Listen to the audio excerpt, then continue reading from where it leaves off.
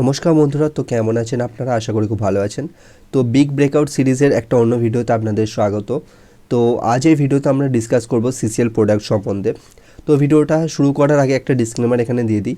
আমি কোনো সেবি registered financial adviser নই এবং যে কোনো পার্টিকুলার স্টকে যদি আমি আলোচনা করি এটা শুধুমাত্র এডুকেশনাল পারপাসের জন্য। পার্টিকুলার এই স্টকটাকে আমি কেন সিলেক্ট করেছি, কী এর পিছনে প্যাটার্ন বা কী ফান্ডামেন্টাল ফ্যাক্ট আছে সেগুলো আপনাদের সাথে ডিসকাস করব এবং আপনারা পার্টিকুলার জিনিসগুলোকে আইডেন্টিফাই করে অন্য কোনো স্টকে অ্যাপ্লাই করতে পারেন এবং সেই সমস্ত স্টকগুলোকে আপনারা সিলেক্ট করতে পারেন ফার্দার ট্রেডিংয়ের জন্য। ঠিক আছে, তো সিম্পল এটা এডুকেশনাল পারপাসের জন্য, তো এটা মাথায় রাখবেন। তো সিসিএল প্রোডাক্ট সম্বন্ধে আজকে আমরা ডিসকাস করব। তো এই স্টকটাকে আমরা উইকলি টাইম ফ্রেমে এখানে দেখছি। তো স্টকটা যদি ওভারঅল একটা চার্ট প্যাটার্ন এখানে আমরা নোটিস করি, তো এখানে ক্লিয়ারলি দেখা যাচ্ছে স্টকটা একটা হায়ার হাই এবং হায়ার লো ফরমেশান এখানে তৈরি করে স্টকটা এর যে আপসাইডের যে ট্রেন্ড এটাকে কন্টিনিউ করছে এবং কারেন্ট যে সিচুয়েশনে স্টকটা দাঁড়িয়ে আছে একটা রেঞ্জ বাউন্ড মোমেন্টামে এই স্টকটা প্লে আউট করছে। মানে একটা রেঞ্জে এই স্টকটা বিগত 11 সেপ্টেম্বর থেকে এখনও পর্যন্ত একটা রেঞ্জে ট্রেড করছে এই স্টকটা। ঠিক আছে, তো দেখুন এখানে আমি কিছু ট্রেন লাইন ড্র করেছি। ডাউন সাইডে যে ট্রেন লাইনটা আমি ড্র করেছি, এই যে ব্ল্যাক কালারের যে লাইনটা, এখানে অলরেডি এই স্টকটা 4বার রিটেস্ট করেছে। শুধু তাই নয়, এটা একটা আপ ট্রেন্ডিং স্টক।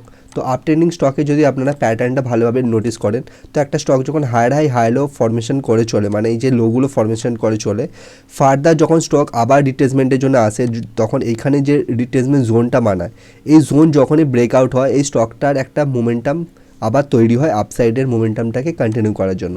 তো পার্টিকুলার এই যে প্যাটার্নটা এইটাকে আমরা আইডেন্টিফাই করেছি সিসিএল প্রোডাক্টে উইকলি টাইম ফ্রেমে। ঠিক আছে, তো এর পিছনের রিজনগুলো আরেকবার আমি বলে দিই। সবথেকে প্রথম কথা, এটা একটা আপট্রেন্ডিং স্টক। দ্বিতীয়ত, আপট্রেন্ডিং স্টকে এই যে প্যাটার্নটা এখানে পার্টিকুলার এই যে প্যাটার্নটা কনসলিডেশন যে জোনটা, এই জোনটা অলরেডি সিসিএল প্রোডাক্টে বানিয়েছে, যেটা এখানে ক্লিয়ারলি দেখা যাচ্ছে। তৃতীয়, এখানে যদি আমরা একটা ছোট ট্রেন লাইন ড্র করি, তো ট্রেন লাইনে অলরেডি এই স্টকটা 4বার রিটেস্ট করেছে, মানে এই ট্রেন লাইনটা একটা ভ্যালিড ট্রেন লাইন। ঠিক আছে, যেটাকে অলরেডি এই পার্টিকুলার স্টকটা এখানে গুরুত্ব দিয়ে চলেছে। তো আমরা এই কারণে এই সমস্ত কারণে এই স্টকটাকে সিলেক্ট করেছি। শুধু তাই নয়, আমরা যদি উপর থেকে নিচে একটা ডাউন ট্রেন লাইনকে ড্র করে থাকি, এই যে পার্টিকুলার ছোটো ট্রেন লাইনটা, তো এখানে দেখবেন অলরেডি এই ট্রেন লাইনটা পার্টিকুলার এই ট্রেন লাইনটাকে 1বার 2বার 3বার এখানে মার্কেট 3বার নয় 4বার এখানে একবার এইটাকে রিটেস্ট করেছে, করার পর ব্রেকআউট করে পার্টিকুলার একটা জোনে এটা কনসলিডেট করছে। তো 3-4টে রিজনের জন্য এই পার্টিকুলার স্টকটাকে আমি সিলেক্ট করেছি। তো এই হলো এর সিলেকশনের রিজন এবং কিভাবে আমরা এন্ট্রি নেবো সেটা প্রথমে দেখে নেওয়া যাক। দেখুন, প্রথমত এই যে রেঞ্জ যেটা বানিয়েছে, সিম্পল হচ্ছে এই রেঞ্জ যখনই ব্রেকআউট করবে, ব্রেকআউট হওয়ার সাথে সাথে এই যে হায়ার মানে যে লেভেলটা হবে, তো এখানে দেখুন হায়ার যে লেভেলটা সেটা হচ্ছে অ্যারাউন্ড 688.50, মানে 689 ধরে আমরা এখানে চলবো। তো 689 এখানে এই যে রেঞ্জটার যে হায়ার জোন, এইটাকে ব্রেকআউট করার সাথে সাথে এখানে আমরা এন্ট্রি নেব এবং এর যে স্টপ লসটা হবে, এর সব থেকে ভালো উপায় হলো, ধরুন সোমবারে মার্কেট ওপেন হবে, মার্কেট ধরুন অ্যারাউন্ড 665 বা 660-র কাছে এটা ওপেন হয়ে এই লেভেলটাকে ব্রেকআউট করলো। তো সেই মুহূর্তে ধরুন সোমবারে যে মার্কেট লো লাগাবে সিসিএল প্রোডাক্ট, ধরুন 660 যদি লো লাগিয়ে 689 ব্রেকআউট করে, সেক্ষেত্রে আমরা 660 এসএল দিয়ে আমরা এখানে পজিশানকে বিল্ড আপ করবো। ঠিক আছে, তো এই হলো একটা বেসিক রুল এইটার। এবং রিস্ক রিওয়ার্ডের কথা যদি বলেন, যদি টার্গেটের কথা এখানে যদি বলেন, তো এখানে সর্বপ্রথম যে টার্গেট হয় সেটা হচ্ছে যে হাইটা বানিয়েছে হাইটের প্রথম টার্গেট হয়, কিন্তু এর যদি হাইটা আমরা কনসিডার করি এক্ষেত্রে রিস্ক রিওয়ার্ডটা অনেক কম হয়।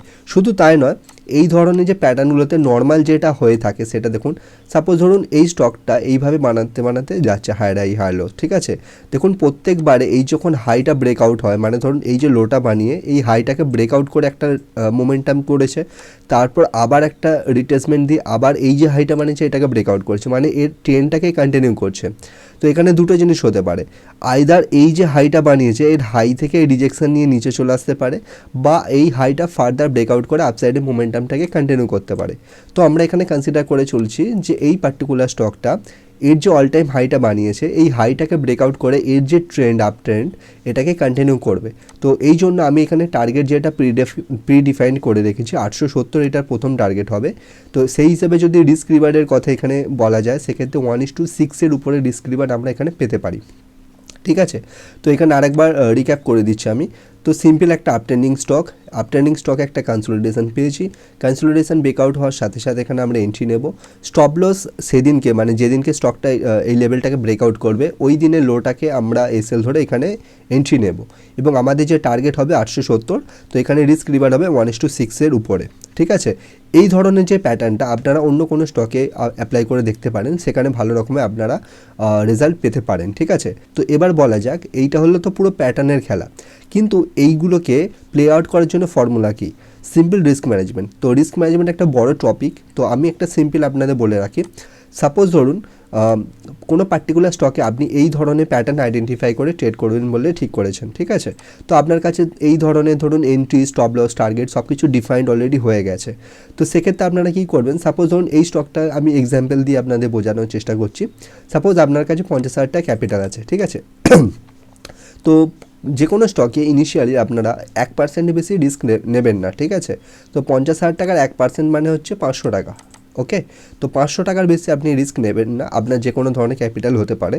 এবং এখানে যে এন্ট্রি যেটা আমার হয়ে যাবে, আমি কীভাবে কোয়ান্টিটি সাইজ ডিসাইড করবো সেটা বলে দিই।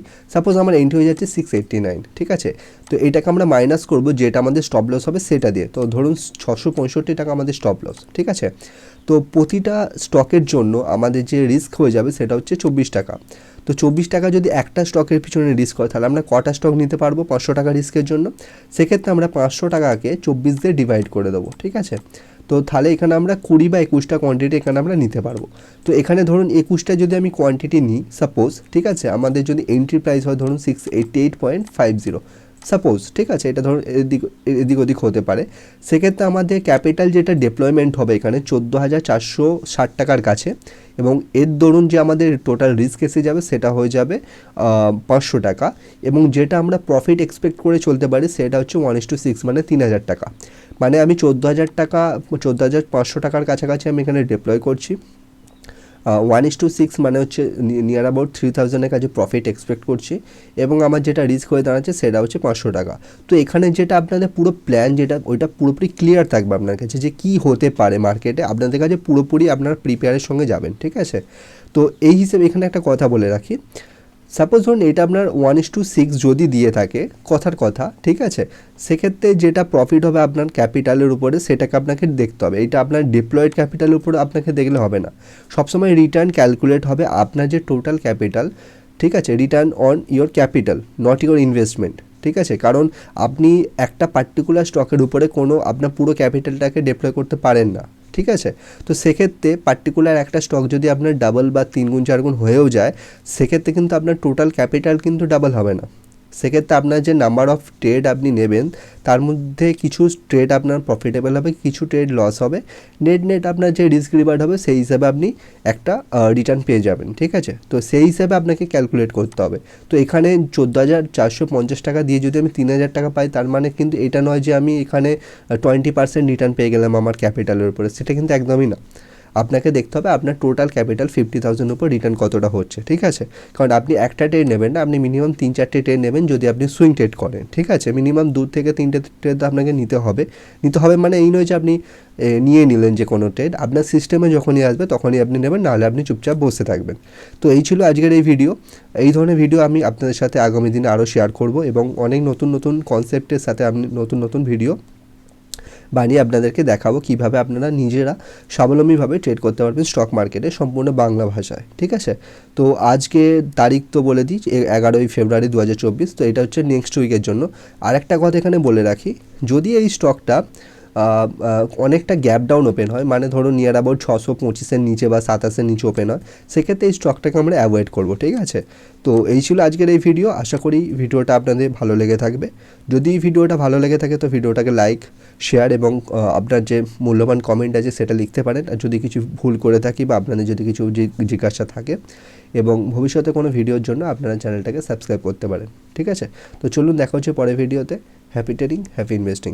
আরেকটা কথা, এখানে আমি একটা জিনিস আপনাদেরকে বলে রাখি, এর আগের আমি একটা ভিডিওতে আপনাদের সাথে 4টে স্টক সম্বন্ধে ডিসকাস করেছিলাম। তার মধ্যে এই রত্নাবীর প্রিসিশন ইঞ্জিনিয়ারিং লিমিটেড এই স্টকটা অ্যাক্টিভ হয়েছিল, এবং বাকি 3টে স্টক সম্ভবত অ্যাক্টিভ হয়নি। ঠিক আছে, তো দেখুন কারেন্ট যে সিচুয়েশনে স্টকটা দাঁড়িয়ে আছে, স্টকটা অলরেডি এই যে রিস্ক রিওয়ার্ড ওয়াইজ যদি আমি ক্যালকুলেট করি 1:22 এবং এক সেকেন্ড আমি বলে দিচ্ছি আপনার 115.30।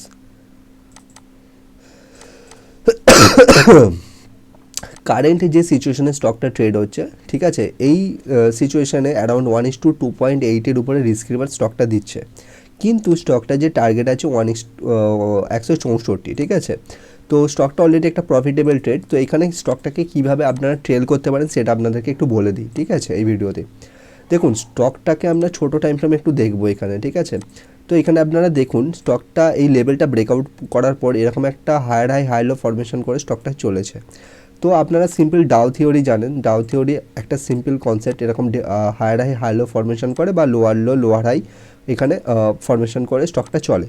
তো দেখুন এখানে হাই লো ফরমেশন করে যখন যাচ্ছে স্টকটা, সিম্পল হচ্ছে আপনারা এই যে সুইংটা দেখতে পাচ্ছেন, এই সুইংয়ের নিচে কিছুটা নিচে, মানে ধরুন 10-20 পয়সা নিচে আপনারা আপনাদের যে স্টপ লস হবে সেটাকে ট্রেল করে দেবেন।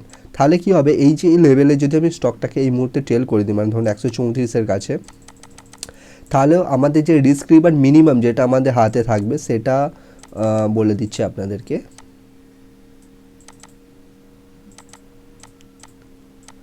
আহ 1:1.6 উপরে, ঠিক আছে, মানে 1:2 কাছাকাছি, পুরোপুরি না, 1:1.6, ঠিক আছে।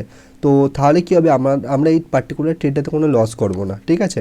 তো এইভাবে আপনারা আপনাদের যে ট্রেলিং স্টপ লস আছে সেটাকে আপনাদের মতো করে সেইগুলোকে ট্রেল করতে পারেন, বা এই ধরনের ডাও থিওরিকে ইউজ করে আপনারা করতে পারেন।